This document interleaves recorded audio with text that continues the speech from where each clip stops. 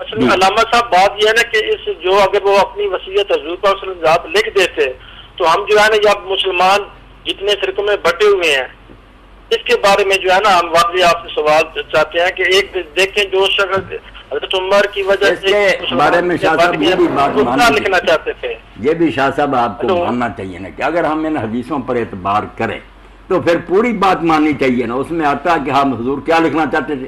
اسی بخاری میں مسلم میں کہ آپ نے فرمایا بلاؤ ابو بکر کو تاکہ میں اس کے لیے خلافت کا لکھ دوں، بعد میں کوئی تمنا کرنے والا تمنا نہ کرے اور جھگڑا کرنے والے جھگڑا نہ کرے.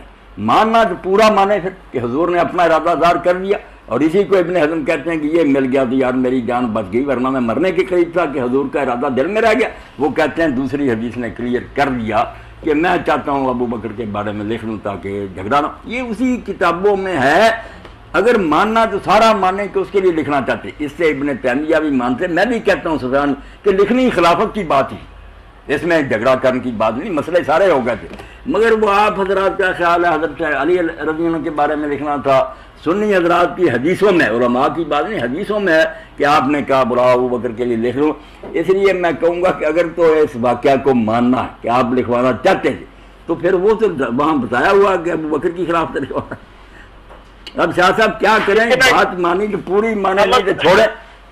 جی آج لوگ پوچھتے ہیں نا جی وہ حضرت عمر نے روک دیا تھا کاغذ قلم سے تو آپ لکھوانا چاہتے تھے، وہ علی کی خلافت لکھوانا چاہتے تھے، نعوذ باللہ. اب یہ صحیح بخاری اور صحیح مسلم کیا لکھوانا تھا آپ صلی اللہ علیہ وسلم نے ابو بکر رضی اللہ عنہ کے بارے میں کہ میرے بعد یہ ہوں. تو آپ صلی اللہ علیہ وسلم نے ارادہ کیوں ترک کر دیا؟ فرمایا مجھے پتہ چل گیا ہے نہ اللہ نے ابو بکر کے علاوہ کسی کو خلیفہ بننے دینا ہے، نہ مومنوں نے کسی کی بیعت کرنی. اور ایسا ہی ہوا. اختلاف ہوا وقتی طور پر کیونکہ یہ حدیث بالکل آخری ایام میں سیدہ عائشہ رضی اللہ عنہ کے سامنے آپ نے فرمان جاری کیا اور اس کے 1-2 دن بعد آپ دنیا سے چلے گئے. یہ معروف ہوئی نہیں لوگوں کے ہاں، اور لوگوں نے آپس میں مشورہ کیا. اور حکمت بھی یہ تھی کہ رسول اللہ صلی اللہ علیہ وسلم دنیا کو بتانا چاہتے تھے کہ میرے حکم سے اگر میں حکم جاری کرتا پھر تو سب نے ماننا ہی ماننا تھا. میں حکم جاری کر کے نہیں گیا، میں اپنی خواہش بتا کے گیا ہوں، اپنا امر بتا کے گیا ہوں، لوگوں کو بتا کے نہیں گیا. گھر میں اپنی بیوی کو بتایا ہے کہ اللہ اور مومنوں نے ابو بکر کے علاوہ کسی کو نہیں بننے دینا.